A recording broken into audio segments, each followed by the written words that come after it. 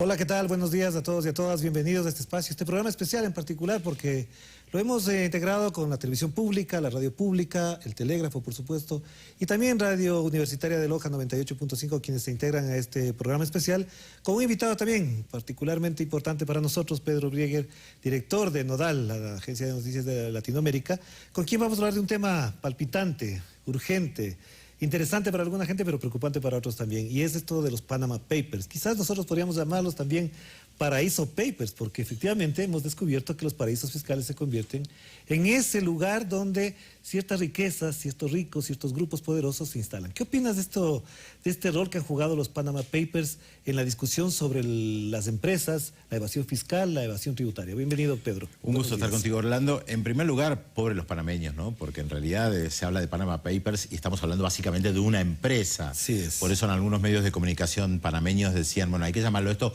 los Mossack Fonseca Papers. Pero se impuso a nivel de los medios de comunicación esto de llamarlo Panama Papers, a pesar de que se está hablando de una empresa. Creo que esto destapa, como lo decimos nosotros, una olla gigantesca, o saca la tapa de una olla gigantesca, porque lo que pone sobre el tapete es el tema de los paraísos fiscales. O sea, ¿para qué existen los paraísos fiscales? ¿Quién saca dinero de su país? ¿Por qué está interesado en evadir? ¿Por qué lo ponen empresas fantasmas? ¿Por qué tanta gente tiene empresas que dice que no utiliza? ¿Para qué sirven? Algo que no es nuevo, que se viene hablando además hace mucho tiempo. Lo que pasa es que creo que lo novedoso es que la tecnología hoy nos brinda la posibilidad de tener acceso a muchos documentos que 20 o 40 años atrás era imposible porque eran toneladas de papel y hoy alguien las puede poner en apenas un instrumento tecnológico muy pequeño o mandarlo desde Panamá a Alemania, a la Argentina, a Ecuador, a cualquier lugar. Pero ahí te haría una pregunta particularmente. ¿Esto de los Panama Papers o Mossack Fonseca Papers son en realidad investigaciones periodísticas o es una filtración que se distribuye a través de medios de comunicación? Porque de lo que sabemos es primero una filtración, alguien que da documentos a un medio de comunicación. Creo que todavía no tenemos un panorama completo de esto. Como además son millones de documentos y esto llega a través de un diario alemán que dice hemos recibido, todavía no hemos podido ni siquiera comprobar cuán auténtico es lo que dice el diario alemán. Creo que es verdad lo que dicen. Pero hay que ser muy cuidadoso porque circulan muchos datos que no necesariamente son completos, hay otros datos que no tenemos, se divulgan parcialmente. Hay medios de comunicación o periodistas que forman parte de este consorcio internacional que dicen no vamos a divulgar todo. Entonces hay que ser extremadamente cuidadoso respecto de lo que hay. Por eso me parece que lo mejor que se puede hacer, en primer lugar, es difundir todo. Exacto. Que esté a disposición, que después lleve años investigar, pero por lo menos que en algún lugar esté absolutamente todo. Porque te preguntaba precisamente por la siguiente pregunta. Si es una divulgación y es una exposición de documentos, el procesamiento periodístico no ha funcionado precisamente porque ni está todo, ni tampoco todo lo publicado se ha visto, digamos, dirigido a todo mundo, sino particularmente a personajes públicos concretos. Es que te agregaría un dato, Orlando, nosotros somos periodistas y sabemos que la objetividad en el periodismo no existe. No existe tampoco en la academia, por supuesto. Por lo tanto, hay quienes miran esos documentos con una lupa, pero hay quienes la miran con otra lupa. Hay quienes pueden mirar lo que hay y hay quienes pueden mirar lo que falta, que todavía no se divulgó. Y esto está teniendo efectos políticos en algunos países e importantes, incluso con la renuncia de un primer ministro en Islandia, la renuncia de algunos personajes en Uruguay, en Chile, en otros países. Por eso digo, yo creo que nosotros tenemos que ser muy cuidadosos con los elementos que surgen, porque además todos los consorcios de periodistas que existen hasta el día de hoy, que se presentan como independientes, por lo general están vinculados a algún tipo de organismo, a una organización no gubernamental, a algún tipo de gobierno. No existe la independencia absoluta en el periodismo, de la misma manera que no existe la objetividad absoluta en el periodismo. Todos estamos ubicados en algún lugar y miramos con detenimiento algo mucho más que otra cosa.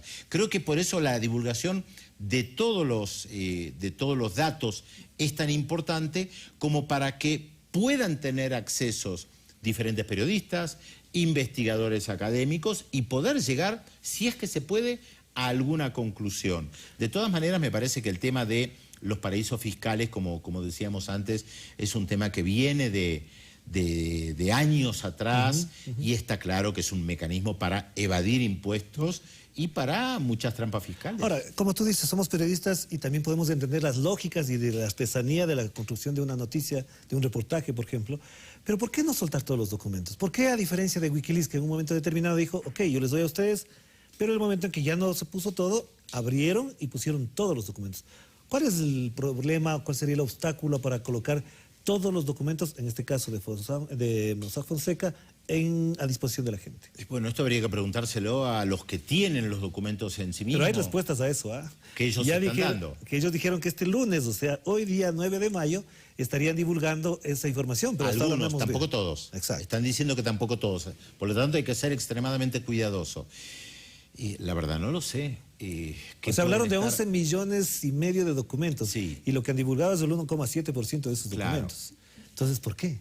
Bueno, ¿cuál es la explicación que nos podríamos hacer? No tengo la respuesta. Uno podría buscar todo tipo de hipótesis, que esto puede afectar a gente muy importante que tal vez no están interesados en hacerlo. La divulgación de un determinado documento siempre tiene un efecto político. Por lo tanto, hay que pensar también si esto esconde alguna intencionalidad política o no. Pero entramos al terreno de las hipótesis. A mí no me gusta entrar demasiado en el terreno de las hipótesis. Yo comparto lo que decís, que me parece que lo más importante es permitir que los documentos estén. Después cada uno lo analizará, lo desmenuzará a su manera. Lo que pasa es que también creo que para el público en general, la gente que nos está mirando, nos está escuchando, esto parece también algo muy complicado. 11 millones de documentos, ¿quién puede acceder a eso? ¿A qué conclusión se puede llegar? Es extremadamente difícil.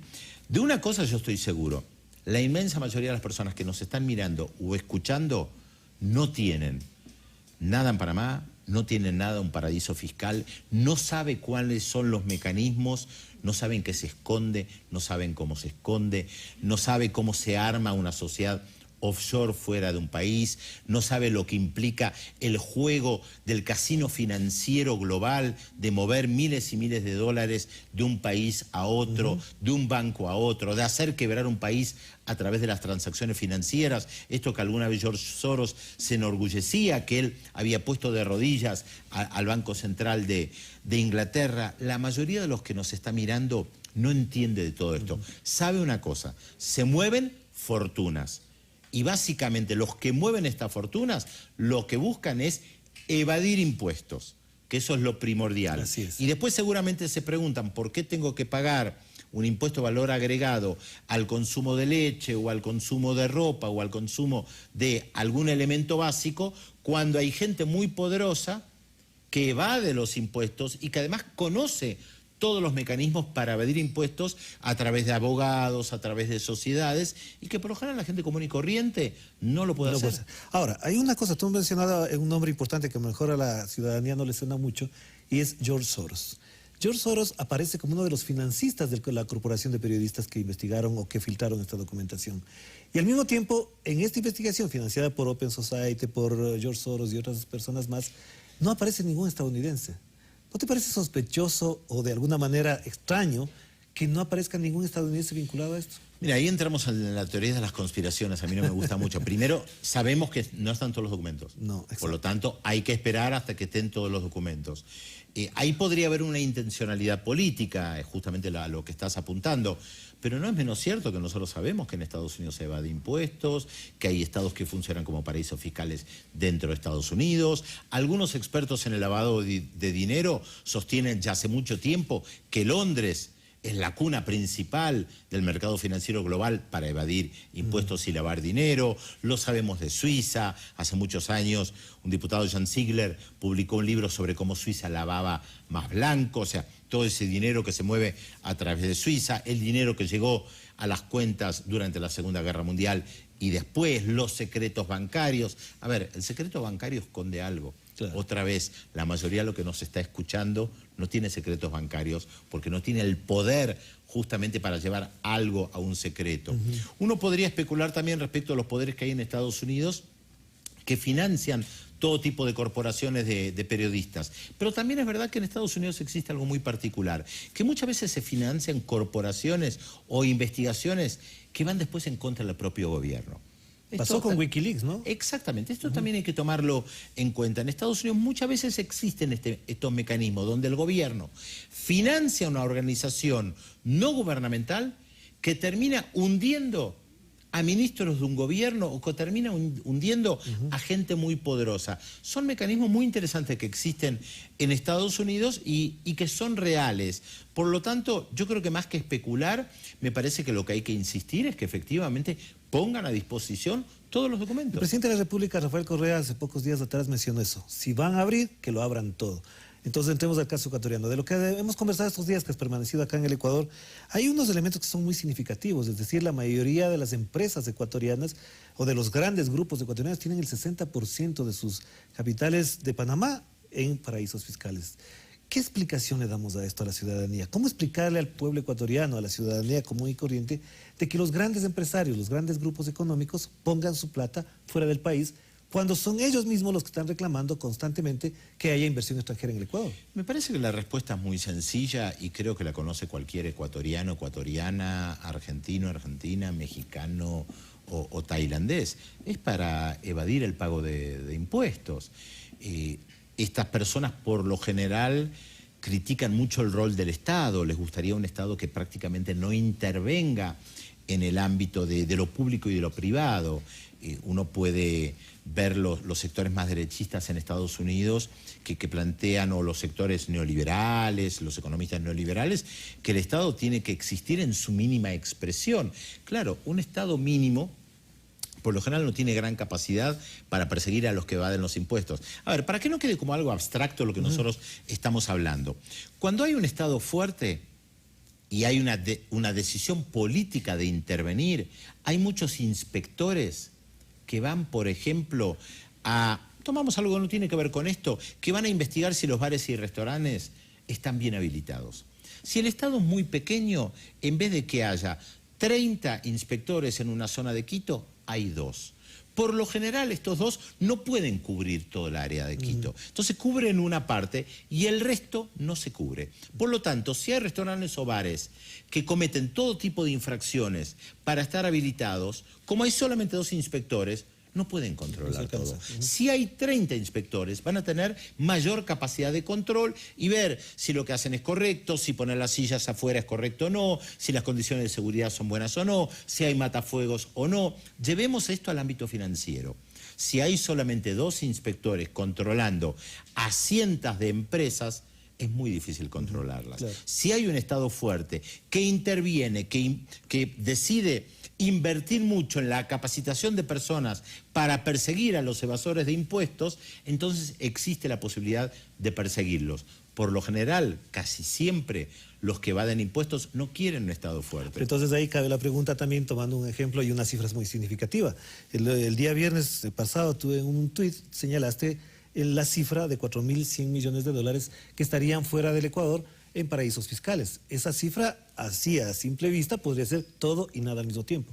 Pero si yo te digo a ti, que eres argentino y vienes al Ecuador ahora, después del terremoto, que con 4.100 millones de dólares se podría reconstruir las zonas devastadas, ¿qué te pone a pensar esto? Bueno, es que esto es el tema con la evasión, porque los montos de evasión fiscal dentro del país, y cuando uno saca miles de millones de dólares al extranjero, lo que afecta es la vida cotidiana. Lo que pasa es que por lo general me parece que el público en general, la gente, como se dice, no hace necesariamente la asociación, no vincula con que algún empresario saca miles de dólares al extranjero con la falta de la reconstrucción de una zona después de un terremoto. Piensa que estas dos cosas no están vinculadas. Están para andariveles distintos. Exactamente, son como andariveles diferentes. No, esto está claro. El que va de impuestos, cuando lo hace, sabe, porque es consciente, de que está afectando áreas de la economía. Lo que pasa es que por lo general también estas personas no sufren de problemas. Claro. Tienen mucho dinero y si se les cae la casa, tienen la capacidad de construir o reconstruir su casa, o las varias casas que O van que a otra tienen. casa que tienen O en otro varias lado. a otra casa que tienen, sea en Manta, en Guayaquil, en Quito, en Cuenca o en cualquier otra ciudad. El problema por lo general lo tiene la gente que vive en una casa, que no tiene una segunda casa y que tiene un problema muy serio porque se queda sin nada. Estas personas, nosotros en la Argentina decimos, siempre caen paradas. Claro, aquí también se dice igual. Siempre caen Sí. paradas, siempre Sí. tienen la forma para arreglársela, porque tienen dinero y tienen capacidad económica como para poder estar sólidamente pisando fuerte, lo que la gente más débil no tiene. Por eso estas personas poderosas por lo general se oponen a estos gobiernos progresistas en la región que dicen vamos a invertir en los más débiles, vamos a darle a los más débiles aquello que no tuvieron durante décadas. Porque si nosotros tomamos el caso concreto de Ecuador, está claro que uno no puede responsabilizar al gobierno de Rafael Correa, que está apenas 10 años, de los males históricos del Ecuador, Claro, de las matanzas de trabajadores que ha habido a lo largo del siglo XX, de las malas condiciones de vida de los trabajadores a lo largo del siglo XX, de que no se hayan construido ciudades antisísmicas a lo largo del siglo XX, que no se hayan construido grandes hospitales, centros de salud o escuelas y universidades a lo largo del siglo XX. Correa llegó en el siglo XXI. Para tomar un ejemplo, lo mismo uno puede pensar respecto de Venezuela con Hugo Chávez, uno lo puede pensar respecto de Bolivia con Evo Morales. Evo Morales no es responsable de que haya todavía miles y miles de personas que viven en condiciones de pobreza heredadas o de niveles de analfabetismo. ¿Cuántas veces se dice que uno le puede enseñar a la gente a leer y a escribir, pero después existe esta categoría de analfabeto disfuncional, o funcional, aquel que aprendió, pero que en realidad después se estanca y retrocede? Ahora, sobre este tema, efectivamente, si son 4.100 millones de dólares los que existen fuera del Ecuador, en paraísos fiscales, y con esa cifra se podría reconstruir las zonas devastadas, ¿no te parece que quizás el gobierno ecuatoriano o los gobiernos en general les ha faltado dureza para que no ocurra eso, o bajo el amparo de que eso es legal podrían seguir sacando plata? ¿Qué hacer entonces? Lo que pasa es que la dureza de un gobierno también se mide con la respuesta del que está del otro lado. Y los gobiernos progresistas en la región, cuando han tratado de cambiar algunas cuestiones estructurales, han tenido el embate de los sectores más poderosos, que además controlan medios de comunicación, que pueden instalar temas y dejar de lado otros. Cuando uno ve la televisión ecuatoriana, boliviana, argentina, va a ver que por lo general estos temas no son muy debatidos y que los noticieros por lo general tienen muchas escenas de violencia, de inseguridad, hacer creer que todos los males pasan porque el gobierno no resuelve los problemas. Efectivamente, para un gobierno es muy difícil resolver los problemas de la vida cotidiana. Pero volvemos a lo que mencionábamos antes. Esto no se cambia de la noche a la mañana. Tocar algunos temas estructurales lleva décadas. Claro. No es un proceso que se puede corregir en 2 años, en 5 años o en 10 años. Tiene que ver con el tema de la justicia, tiene que ver con el tema de la pobreza, tiene que ver con el tema de la desigualdad, con cómo se construyó esta sociedad, en dónde se construyó, si se afectó al medio ambiente o no se afectó al medio ambiente, cuáles son los derechos que lograron los trabajadores a lo largo del siglo XX, porque acá tenemos que recordar algo que parece una banalidad, pero siempre hay que recordarlo. Si hoy nosotros trabajamos 8 horas, cuando las trabajamos, porque hoy se trabaja más otra vez, fue porque los trabajadores protestaron, porque antes se trabajaban 10, y resistieron 12, con 14, mucha dureza, además. y resistieron con mucha Hubo dureza. muertos, sí. Si fuera por los empresarios, salvo algunos que tienen buen corazón, todavía la gente trabajaría en condiciones de esclavitud. Y lamentablemente todavía en América Latina tenemos gente trabajando en condiciones de esclavitud. Claro. Ahora, me están preguntando igualmente, por supuesto, qué pasa en Argentina con respecto a los Panama Papers. ¿Cuál fue la incidencia, el impacto que tuvo en Argentina? Porque de lo que sabemos, la información que se ha publicado en los medios públicos fundamentalmente, es el gobierno de Macri, o Macri particularmente, el presidente actual, el más afectado con la publicación de esto. Pero hay otros más también. Sí, pero aquí hay algo muy particular que tiene que ver con la situación que vive la Argentina con el cambio de gobierno y el triunfo de Mauricio Macri en las elecciones de octubre del año pasado. Y es que hay medios de comunicación que durante varios años fueron muy opositores a los gobiernos de Néstor Kirchner y Cristina Fernández, al kirchnerismo, como se llama, sí, a esta corriente progresista que estuvo en la Argentina durante más de 10 años. Estos medios de comunicación están obsesionados con todo aquello que tiene que ver con corrupción real o supuesta del gobierno anterior.